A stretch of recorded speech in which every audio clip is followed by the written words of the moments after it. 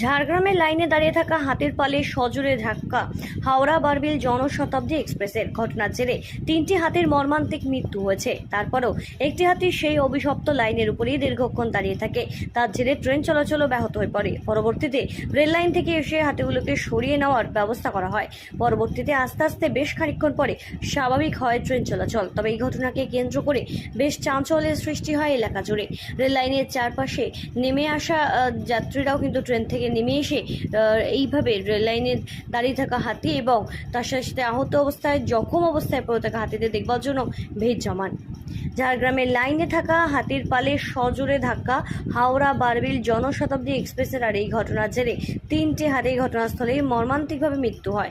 এই ঘটনাকে কেন্দ্র করে বেশ চাঞ্চল্যের সৃষ্টি হয়েছে। তারপরেও সেই অভিশপ্ত লাইনের উপরেই দাঁড়িয়ে থাকে একটি হাতি এবং সেই ঘটনার জেরে বেশ খানিকক্ষণ ট্রেন চলাচল ব্যাহত হয়। ঝাড়গ্রামের লাইনে দাঁড়িয়ে থাকা অবস্থায় হাতির পালে সজোরে ধাক্কা হাওড়া থেকে বারবিলগামী জনশতাব্দী এক্সপ্রেসের।